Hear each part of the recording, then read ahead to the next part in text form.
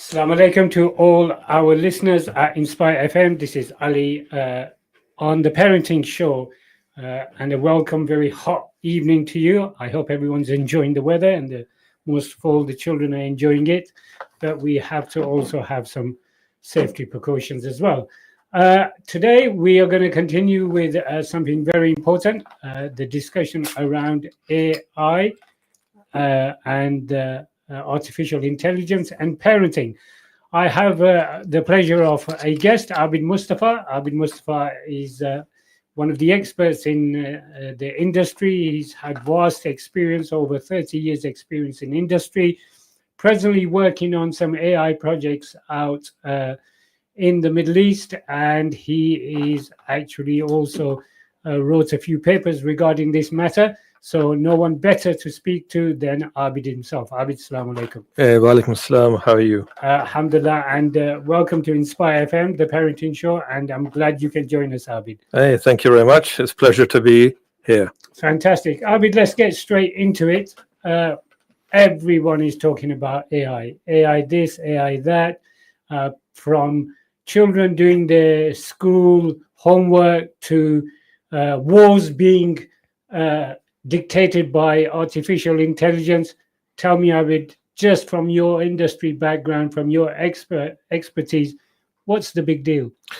It's a very good question. So let me start by saying that AI has been around since the 1950s.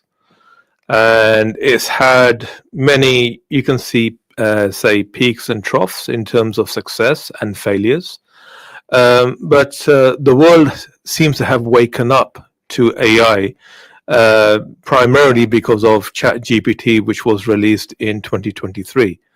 But AI has been around since the 1950s, like I mentioned, and it's been culturally invisible for the last, you can say, almost 20 years. So, for example, whether it's Netflix and you have a recommendation algorithm which is based on AI, if you're using Google Maps, that is also driven by AI.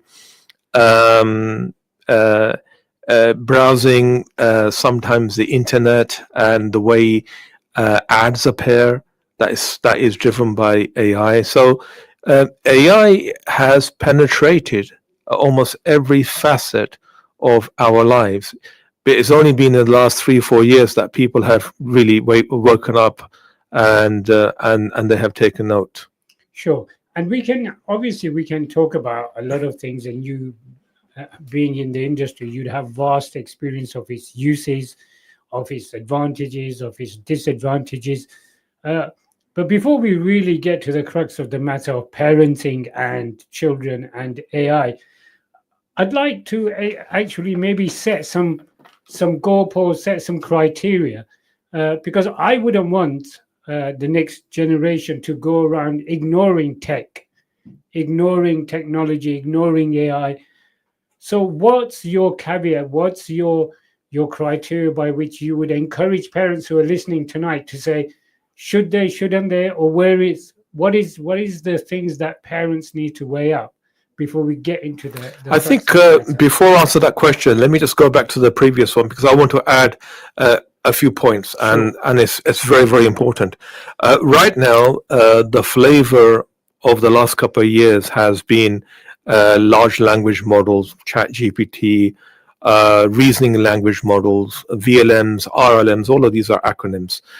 Basically, it's a new type of AI that very much speaks in a human language, understands human discourse, is able to then have conversations, make suggestions based upon a language that we understand.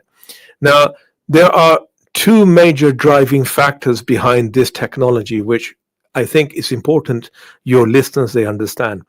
Firstly, we are in you can say, a technology arms race between China and between America. And it's very important to understand, because then you would then begin to comprehend all the different billions of dollars that are being invested in this type of technology. But AI never really attracted those huge sums of money 3-4 years ago. And when I say we're in a technology, let's say, arms race. The reason behind this is twofold, because when we talk about AI today, we are talking about AI almost reaching the level of human beings in one or two areas. Wow. But there is this quest geopolitically to reach AGI, which is artificial general intelligence, which basically means that AI is better than human beings in a number of different tasks. Wow. Let's just part that there. Any listeners who want to call in, give us a call on 01582481822. Any questions for Abid regarding AI and parenting? And of course, if you have a sore throat because of the dry heat or just shy of talking, give us a text on 07779481822. Abid, something really frightening you've just mentioned here. Equivalent to human beings, okay, and even further, understanding human beings. So let me just finish this train of thought, so that your listeners, they understand. Sure. So the race right now is to invest millions or billions of, let's say, dollars or pounds in reaching AGI. Now, the theory is that the first country to reach AGI will not only have military supremacy, but will also have economic supremacy. And the reason being why is that there are certain problems that we can't solve now, but with AGI, those problems will be solved. And by solving those problems, you can then turn those problems into products, and then you have economic growth. Sure. Right? So these are the two major reasons that are sort of driving this whole publicity and fanfare and, let's say, huge amount of interest in AI. And it's very important for your listeners to understand. Sure. Let me just come right down to the common parent on the ground. One view would be, okay, so if this is going to be funding economic products, of course, for multinationals and even possibly for wars that I don't agree with, does that mean me and my children should turn our backs on tech and AI? No, the tech is not the issue. I mean, Okay. technology is actually has the propensity for doing good or for doing bad. Yeah. It's really down to the value system that one has in order to use the technology. But you ask a very interesting point, because the current interest in, let's say, ChatGPT or LLMs, they require human interaction. Sure. So they want humans to interact, because human interaction basically means data, and the algorithm needs more data in order to become, let's say, successful. Now, if you look at the big companies like Google, Meta, OpenAI, Anthropic, and so forth, Microsoft, they spent billions training their large language models. Yeah. And what's actually happened is that most of the data on the internet has been scraped. So the algorithms are designed in such a way to get people engaged, to get children engaged. Okay. Right. And now this is now leading onto a path where a lot of kids, they find it very difficult to actually move away from, let's say, interacting with AI or interacting with certain AI tools, because the way the algorithms have been designed is to make sure that kids or young adults, even adults, are hooked. Okay. So they're interacting and they are giving the algorithm data so that it can use in order to improve itself. Okay, so a message from the expert: embrace it, don't evade it. But what should we look out for, Abid? Well, it goes back again to your value system. A lot of the LLMs out there today, including ChatGPT, I mean, they have very much a liberal bias. And I know that this program is primarily for the Muslim community.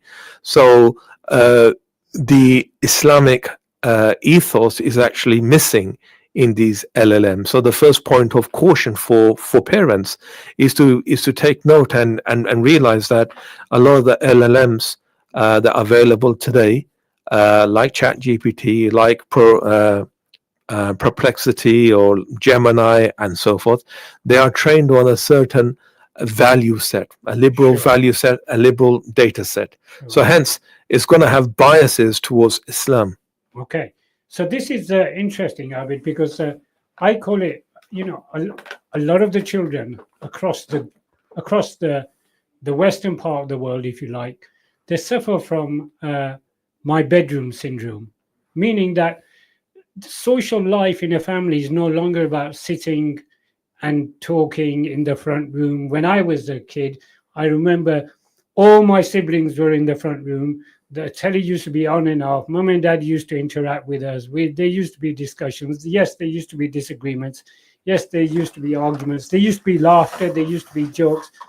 Now what you find is this bedroom syndrome where children are isolating themselves in their bedroom. And what I'm finding through research and whilst researching for this show, I'm finding a lot of children are turning to ChatGPT and other models like this and almost using that as a friend, a companion. I mean, one, how does it get to that? How have we got to this stage? And two, what are the things that we got to look out for in that respect? Again, it's a very interesting question, and I think the way to answer that is probably go back to our childhood. When we were growing up, there were arcade games where you would go, spend hours playing all sorts of arcade games, Snooker, and therefore almost isolating yourself from your siblings, from your community, from your friends, from your families, from your parents. So these type of, let's say, tendencies have been around for quite some time. And then in the 1990s, we had, you can say, video games on the television. Later on became PlayStation, Nintendo, Yeah. and then you had the internet. And internet, they used to have their own chat rooms. Yeah. So the technology, like I said, the technology is not really good and bad. It's the value system that's connected to the technology that can lead one towards, let's say, more towards individualism, more towards looking after themselves rather than the community. So moving fast forward to, let's say, the last 10 years, we've got a lot of social media tools. Correct. Like YouTube or like Instagram, TikTok, and so forth, which have these algorithms. And ChatGPT is just another, you can say, incarnation of this or evolution of this. So a couple of points to make here. The first point to make here is that the value systems are very important. Now, the value systems within society, they gravitate more towards individualism, which is, you want to look after yourself before you look after anyone else. And that has implications. And technology can exacerbate that. Technology can sort of increase those tendencies. So if we now move towards COVID, with the concept that you mentioned, spending time in their bedroom, the phrase for that is actually bed rot. Where the youth actually spend all their time, they eat, sleep, study, watch TV in the bed, right?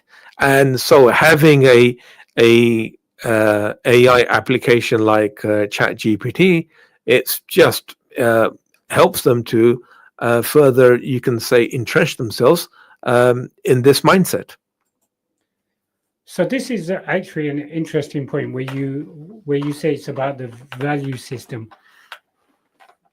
How do you actually,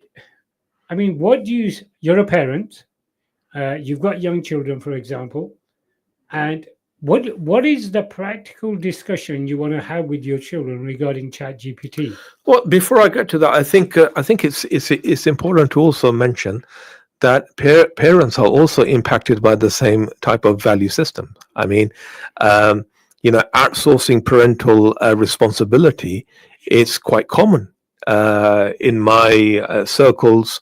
So you find that parents, they will give children to the nanny to spend more time with the nanny, spend more time with the grandparents, spend more time, let's say, in the nursery or with tutors or in the boarding school. and they themselves will not spend time. So it goes both ways. So it's important for parents to also realize that spending time with kids is very important. Now, coming back to the technology, I mean, the technology can be used from a parental point of view. I need to do something interesting with my kids. ChatGPT, can you give me some suggestions? Yeah, I mean this, and the technology is very good at giving all sorts of suggestions, whether they're, let's say, playing board games or going out or spending time, quality time. I mean, it can come up with some lovely suggestions. So similarly, with kids, I mean, if they want to, let's say, they want to learn something, ChatGPT is actually quite good at. You can say, okay, I want to learn Spanish. Sure. Give me a lesson plan for the next 3 weeks so I can have a conversation. It will actually do that for you. So it's quite powerful. So it all depends how the technology is used, both by the parents as well as the children. So it'd be fair to say it's the same old chestnut, whether it's tech or whether it's billboards or whether it's TV or whether it's friendships in playgrounds. If the parents are not doing what they should be doing, then someone else is going to be talking to the child. And in this case, it's going to be a bot that's going to be talking to the child. But what's worrying me about this bot, Abid, is that it seems to understand emotions. It's not like Google. It's not like any search engine. It actually taps into emotions. And doesn't that make the whole affair a lot more precarious for parents to really understand what they're dealing with? Yeah, I think you're absolutely right. So if you look at TikTok, why is it so addictive? Or some other applications, why they're so addictive? Because the algorithm or the AI that's being used, it actually understands who you are. It understands it tries to understand your mindset. It tries to predict what you like, and therefore it's like an echo chamber. So you will see content which you like, but to you it seems like this is the only content that's there and is available, because that's the way the algorithm has been designed in order to show content that you like and then pair you with like-minded people. Yeah. So whether you're an adult or whether you're a child, the algorithm, the way it works in the majority of these type of applications, is actually designed to do that. So one has to be quite careful, because the implications being that you could have a skewed view of reality. Sure. Yeah, definitely. And which brings me to my other point about developing children and developing their skill sets. There's a very famous phrase, Abid, is called keyboard warriors. Give anyone a keyboard and they'll take on Donald Trump. And they'll want to argue with him all day long. And some people, unfortunately, in the world and even in the community, will sit behind a keyboard and go at it so much. Or in fact, the whole day is consumed by countering arguments on keyboards. But then when the same person is asked to interact face to face, it all breaks down. So I guess one of these greatest challenges with this kind of stuff, with tech generally, is that we're losing our identity as human beings and our interpersonal skills, which is quite contradictory to the Islamic teachings, quite frankly. The Prophet ﷺ, he said, "Woe to the one who sleeps at night knowing your neighbor's belly is empty." What does that imply? It implies you have to knock on the door and find out, how are you? How was your day? Have you eaten? But if everything is going to now be done via all of this, all the disagreements and the engagements via ChatGPT or AI, where does that leave the human race at large and the Muslim community specifically, i.e. children, when it comes to some of these issues? Well, I think if you leave, for example, ChatGPT to one side and LLMs, Sure. But look at, for example, some of the games. I mean, even in the early, let's say 2000 or 1990s, when AI was not really integrated within the gamification of arcade games on your PC, what tends to happen back then is that a lot of young children would actually become addicted to screen time games. Yeah. And even now, you can still find that. I have nephews and nieces, and I find that they want to spend more time playing games than actually coming and singing and talking to their mum, as an example. So these things have been around for quite some time. Yes, the AI makes it much more attractive to spend more time, scrolling or spending time on the screen. And this is where parents and the kids, they need to sit down and work out a mechanism where screen time is actually limited or restricted, so that there's more family time or there's more quality time interacting with fellow human beings. Because the implications are, and I've been in the industry for about 30 years now, the implications is that the youth that we see coming into the workplace, they don't really have the soft skills to cope with the corporate culture. Wow. So the interpersonal skills are weak. They find it very difficult to form relationships. They find difficult to have conversations. And if they do have conversations, it's really having conversations just to understand, what's required and what they need to do. So this is having a knock-on impact. Yeah. And you find that some employers are more interested in employing older people. Sure. Because they have those skills. Yeah. They're not like human robots. Yeah. Making it, having a very difficult time to get on with fellow workers. So that is a huge implication of not taking the proper measures in place to make sure that parents and children, they limit the screen time at home and they develop interpersonal skills that they can then be used or can be pivoted to the workplace or other environments that require human interaction. Sure. And I think this is a great challenge for us as a community and generally wider society, is to actually, everywhere you look now, any type of interaction is mostly online. Even the whole concept of knocking on someone's door, it's almost eradicated from society, because you can send them a voice note, you can send them a message. So that whole thing about human interaction, which Islam encourages actually, because there are so many hadiths, just like the neighbor one, okay, it encourages you to do this. I find the problem is, how do the parents start embracing this? Because I find parents themselves are consumed with this kind of model, or these kind of bots, or this kind of technology. Yeah, just while you were talking, just an example came to me. I live in a sort of like a village type of environment, so where we have lots of elderly people, and it seems like when you walk past them, they just want to have a conversation with you, because there's no one there for them to talk to. Sure. Their own let's say children don't visit them, and neighbors are not really around. So the point I'm making here is that I think it's very important for society as a whole to really sit down, including the Muslim community, sit down and work out, how to use this technology where it can enhance the interaction, not the isolation, between different parts of the society or between different facets of the Muslim community. Okay, just before we get into the ads, we've got about 30 seconds just for the listeners. Do call in the second part of the show on 01582481822, or give us a text on 07779481822.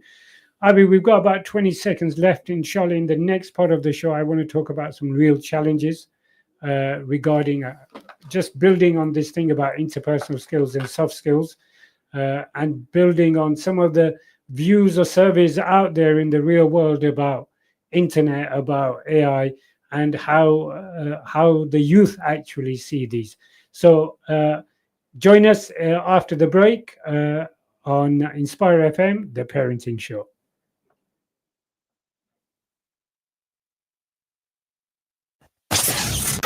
This program will continue after the break. Continue listening to Inspire FM. Inspire FM. Inspire 105.1 FM.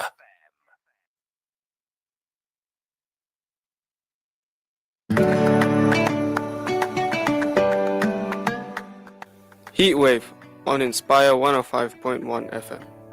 Traveling during summer? Pack light, but include essentials such as refillable water bottles, hat, and sunglasses. Plan your trips to avoid the hottest parts of the day. Staying prepared helps make your travels safe and enjoyable.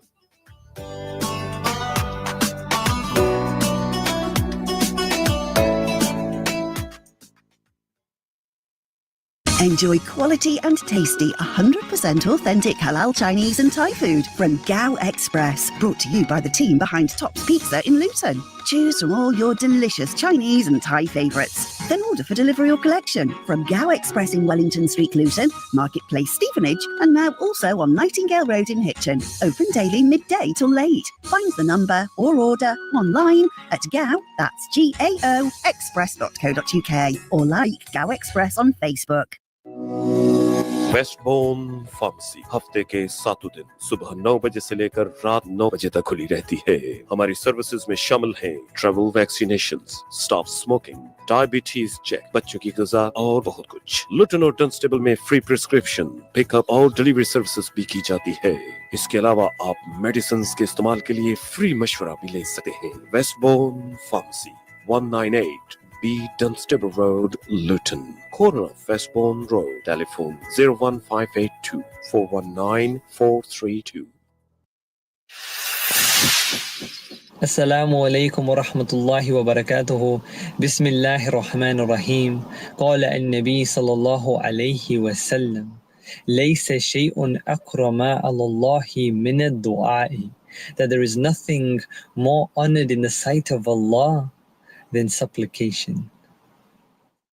Career Power is walking into an interview and knowing you've got the skills, the experience, the edge. How do you get it?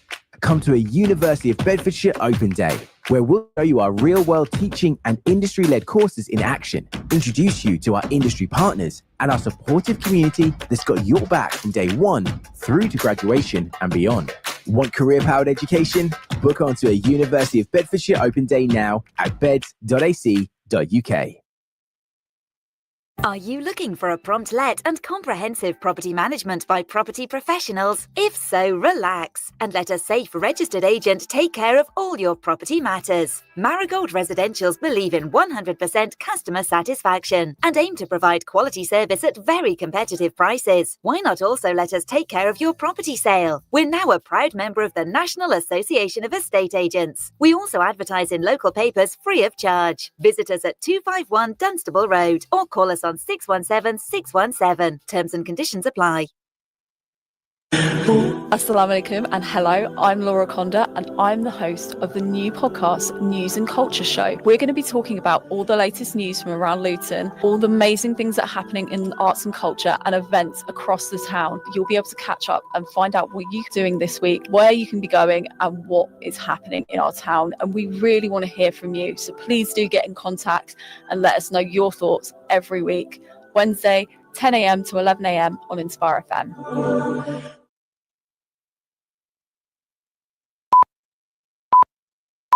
From the studios of Inspire FM, the time is now 7:30.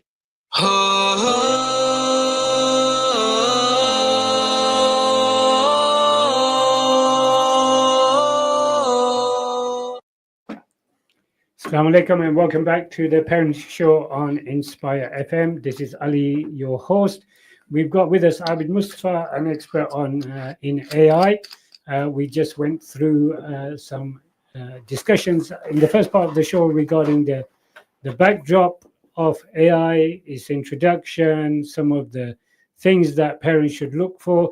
Now, Abid, I want to home in on some very specifics in this section of the show, and that is to do with the youth. I want to give you a scenario, Abid, and maybe you can, maybe it resonates with you. And this is, I'm talking from the youth, from very young people, from 10 upwards, even younger possibly. For example, if there's a EDL rally going on in Luton, the young will start saying things like, "Oh, we got to start preparing to leave this country now. We got to go." The minute Iran attacked or Israel attacked Iran, everyone started saying, "Oh, Third World War is going to start. World War III is going to start. World War III is going to start." The point I want to get to is there's a lot of hear it and then spread it with nothing in between. So there's something I've heard, then I just pick it up, wheelbarrow it to the next person and drop it off. In between, there's nothing critical. There's no critical thinking. There's no assessing. There's no weighing things up. And I find with AI, this is going to get worse because, and especially bots like ChatGPT, that can almost throw the whole world and its kitchen sink at you and sound very convincing and sound almost right. Where does that leave critical thinking, given the fact that our deen, Islam, actually promotes critical thinking? I think the first point to make here is that ChatGPT can be a force for good. It can help both parents and children understand topics better, also infuse critical thinking. But it's all about how the tool is actually used. So, for example, from the parental point of view, by taking, let's say, teachers' input, the report cards, perhaps the homework, and you can actually feed all of that into a tool like ChatGPT, and then ask ChatGPT to identify certain areas of weakness that can be addressed. So the parents, they can do that, and it will just come back and it can do a fairly good job identifying the topics that deserve more attention. Then they can sit down and plan with ChatGPT a lesson plan, how to go about making sure that their kids are given the right type of support, whether that support is the parents intervening themselves, or perhaps maybe extra tutoring, or just having a discussion with the child to point them out. Look, you need to go in this direction. So there's a lot of positivity here as well, right? Sure. Similarly, from a child's point of view, there are many instances, many kids, they find it very difficult to follow the teacher dynamically, meaning there is a physics lesson that's happening and it's on, I don't know, some type of laws of motion. It's difficult to understand. And rather than reading a book, you can actually say to ChatGPT, this is what I was learning. Please, can you help me understand the topic better? Sure. And ChatGPT can actually provide some very good input there for the child to actually pick those ideas up and come to the same level as rest of his or her classmates. Yeah. So what I'm saying is, it's a technology that can be used for a force of good. Now, where the problem comes, if there is too much reliance on ChatGPT to solve mathematical problems, or ChatGPT to write essays, or ChatGPT to actually do the homework for you, and it can be done. I mean, this technology has multi-purposes. And if one begins to embark on that particular path, where I'm going to get AI to do my homework, and it's not really young kids, it's even adults who are going to university or doing masters, they could do the same. So the over reliance then basically will then impact the individual, or impact that particular person. How? Is that the topic is not learned? They're not learning. All they're doing is they have a different objective, which is, I want to pass an exam. Passing the exam means I can get a better job, but I'm not really learning. So what tends to happen is then, yes, you can pass an exam, but when you actually are confronted with a real life problem, you will end up failing. Similar with problem solving and critical thinking. Sure. There is the way of working. I mean, how parents and children should work together is that children should spend some time struggling with the problem. Sure. Because if you really struggle with the problem and you understand the problem from different angles, you're more likely to arrive at a solution to address the problem than addressing the problem from the outset. Can I just interrupt there? How on earth are you meant to cultivate that kind of mindset when you open the door and everything outside that door says result, result, result, result, result? Nothing talks about process. There's nothing. You go from corporate industry to on the playground to buying, looking trendy. Everything is about here, now, I want it. Okay. And it's a result-based world we live in. How do you then cultivate that kind of person? With a great difficulty, because like you said, then it goes back to the whole discussion about the value system that the society is actually built on, which probably is not the topic for today. Sure. But everyone can see it has a huge impact. If it's all about results, by whatever means or any means necessary, sure, then people will always look towards shortcuts. But going back to this, so if there's an over-reliance on, let's say, solving problems, whether they're mathematical, chemistry, philosophical, literature problems, or homework, then the danger is that you're not learning anything, and the additional risk is that your critical thinking is actually being hampered. And so there are numerous now reports being produced by different universities that are saying that, look, excessive use of ChatGPT is actually making people dumber. It's making them more thick. It's making them more stupid. Because people are not really using ChatGPT how it should be used. So a good analogy to give, but it's probably not the same analogies. I remember, before the calculator, you used to have logbooks and all of this, sine, cosine, and you had to look it up and then you have the calculator. So there's some adjustment that needs to happen.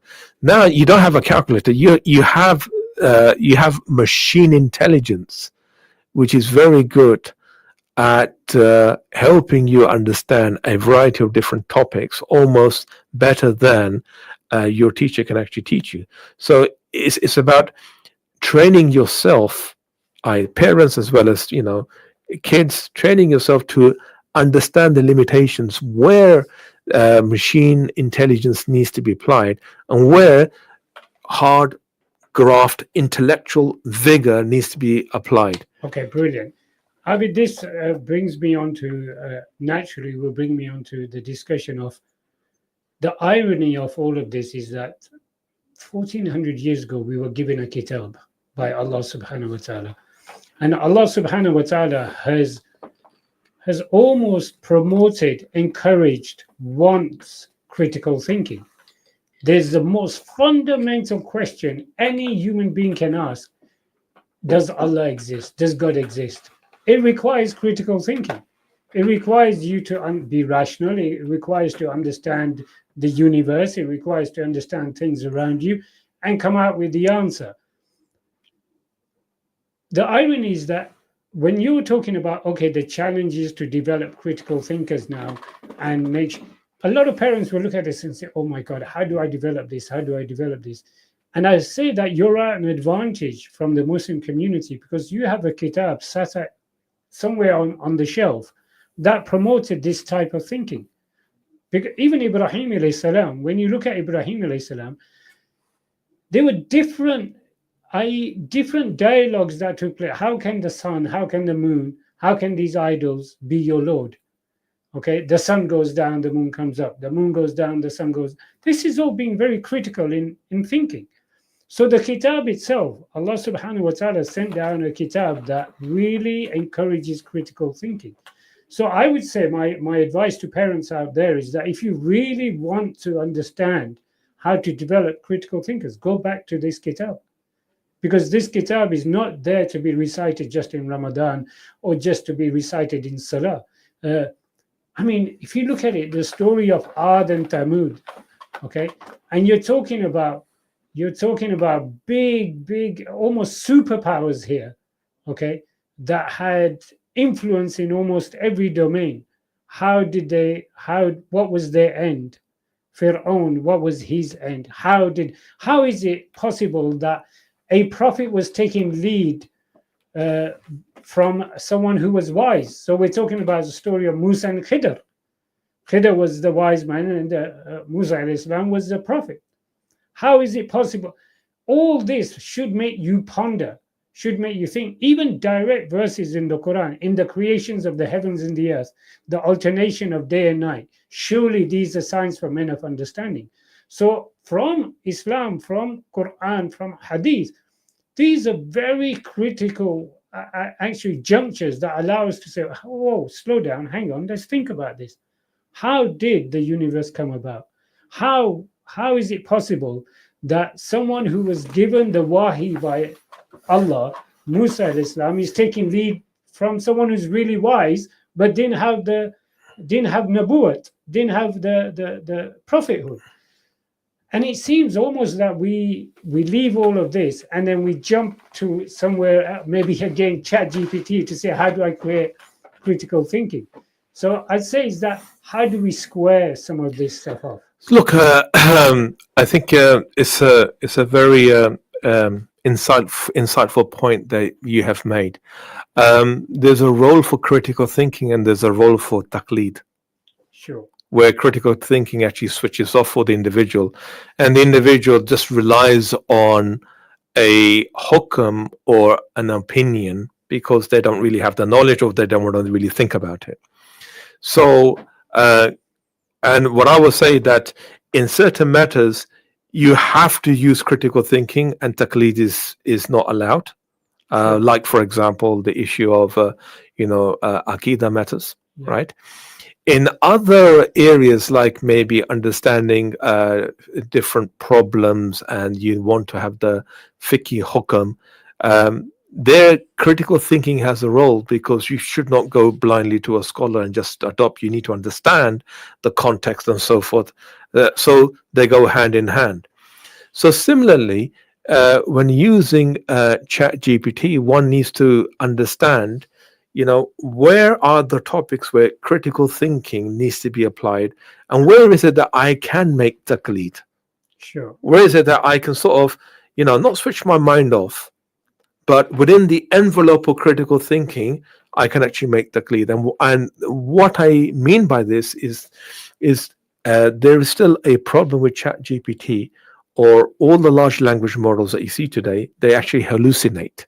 Okay. Right. So hallucination basically means they will give you an answer that is not true, but the manner in which they present the answer, it makes you believe that it is true. Oh, okay. Right. And if you take that answer and if you use it, you'll probably find that it's not correct.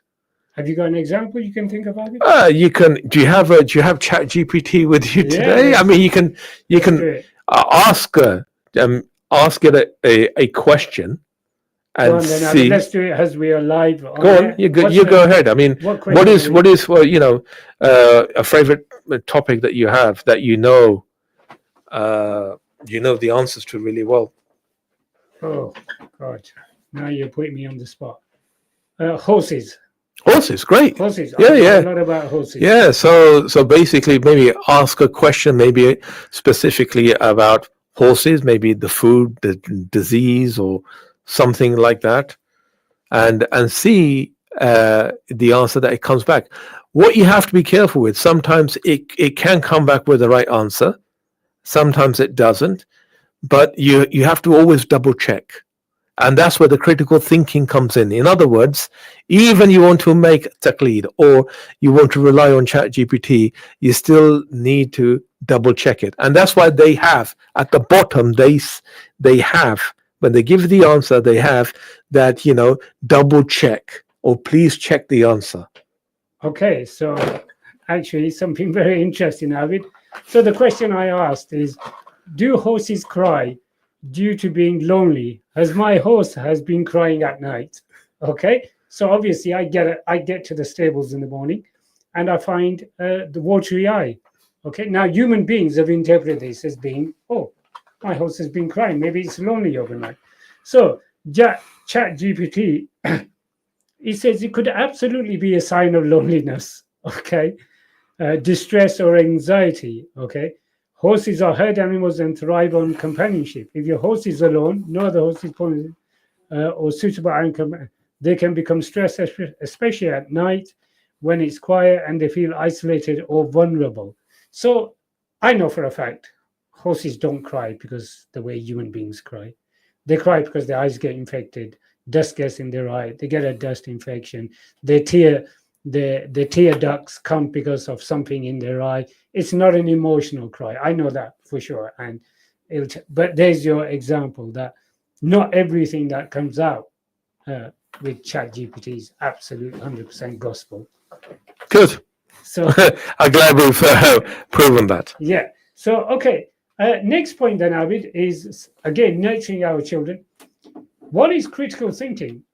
The other thing is I find it's almost we are, and these are the symptoms of the wider world and wider society, that we become very sheepish in our thinking and just follow and follow and follow. What is critical thinking? The other is Harry.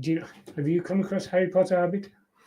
Yeah, I've come across it, but I don't have a deep interest in that. Yeah. No. So Harry Potter, one of the members of staff last week reminded me whilst I was live on air. It has 7 volumes of Harry Potter. Harry Potter is, of course, is a children's book. It's a novel. It's got 7 volumes. Secret of Chambers, what I remember, and blah blah blah. And it's very creative in the way it describes what Harry Potter is going through.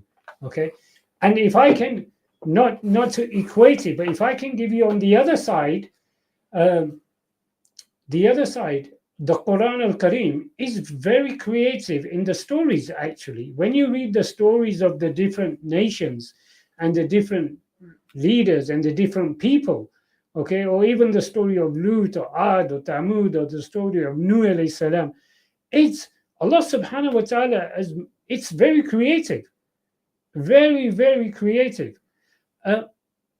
I find that we are harboring more sheepish kind of mentality than a creative mentality. Yeah, no, you are absolutely right. I mean, if I just describe maybe some of the traits of critical thinking, sure. And maybe it will resonate with your listeners. So one of the things is with critical thinking is to question assumptions, not to assume. Yeah, okay. Right? So if it's on TikTok, a lot of people make the assumption, it's on TikTok. Yeah. Can I just interrupt one sure. point, Abi, and just if I can, as you speak, to give the Islamic analogy sure. to it. So it gives some depth that we're not just talking science here, we're talking Islam. A man approached the Prophet ﷺ, and he said a man came to the Prophet ﷺ and said, can you please go and judge so-and-so? He's poked me in the eye. And the Prophet ﷺ said, no. How do I not know? You haven't poked him in 2 eyes. So there is the issue of assumption that, we don't assume. From our creed, from our belief system, we do not assume. Carry on, Abi. Yeah, and the other thing is then to really analyze the information that's been presented. Yeah. Right? So there are assumptions that we've covered, then is to really evaluate the information that's been given. So again, if we look at from the Quran, the issue of zina has to be qati, it has to be absolutely evaluated. It cannot just, this person said you committed zina and that's it. The qadi, there has to be witnesses, there has to be all of these things. And again, it's some challenge we have with the kids. 1, don't assume. 2, evaluate what happened rather than just assuming and coming to conclusions. Please carry on. Yeah. Another thing to do is to evaluate or analyze the sources of information. It could be the media, it could be if you look at the media, it could be a newspaper report, but if you look deeply, you find it's not really something that's been reported. It's been reported on a fake website. And again, Allah subhanahu wa ta'ala says, Ya ayyuhalladhina amanu in ja'akum fasikun binaba'an. If a fasik brings you news, check it out. So source is important. So please continue, Abid. And then is to also look at multiple perspectives, not just look at from your perspective, but to wear someone else's hat. When we're working to solve a particular problem at work, you will have someone who's probably from customer service, you have someone who actually makes the product, you have someone who's actually sales, and you have someone who's from engineering. Each one brings their own perspective, because the one who is selling, they just want to sell. The one who actually makes the product, they don't really care about anything else. The product needs to have good features. So by wearing the different hat, you're able to then solve the problem. And again, when the man started urinating in the masjid, and all the companions got really angry, and the Prophet ﷺ said, no, it wasn't the mercy of the Prophet ﷺ that said no. It was actually, I want to understand what is making this man tick. I want to understand why he's done this action. So different perspectives are key. So all these things that you've talked about, from developing our children, developing parenting, and developing all these traits, they are very deeply rooted in the Islamic culture. Just finishing off, Abid, we've only got four minutes left. Moving on. Where do you see the future? And just to move away from just the children for a minute, where do you see the future of AI? Do you see it becoming overtaking and becoming apparent? Right, I think there's a bit of a slightly philosophical question, so maybe I should give two perspectives. Right now, AI is no more than a glorified autocomplete. Yeah, so it does a lot of pattern recognition and then selects the right word and the word after that to construct a meaningful sentence or meaningful piece of information. Sure. However, the dangers in the future, and this one, danger, is that if you have kids that spend too much time with AI and they develop trusting AI more than human beings, and AI at some point, let's say,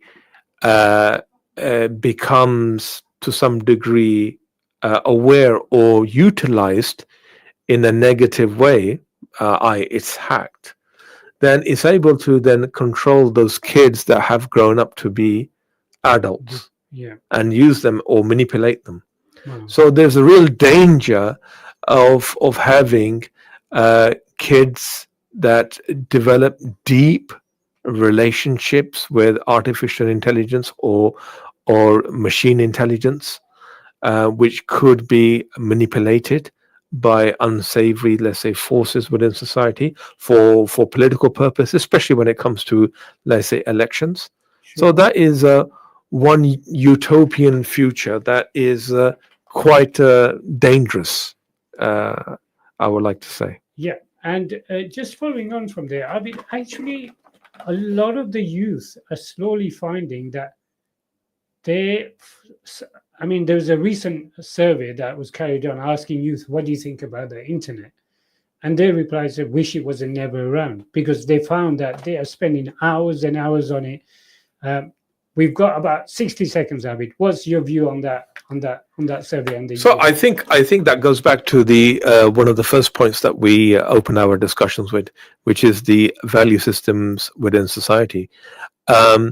If the value systems in society is driven strongly towards individualism, and what tends to happen is that the person may become quite successful, but they don't really have those relationships that they wanted to have. Sure. Right? Those relationships are broken with their family, friends, parents, and so forth. And the 10 seconds, Abid. Right. So the piece of information that you just quoted to me it just epitomizes that. that technology like the internet should never be invented. Abid, we'd love to have you on again. Jazakallah khair for coming. Thank you to the listeners, and we look forward to meeting you again next week. Thank you.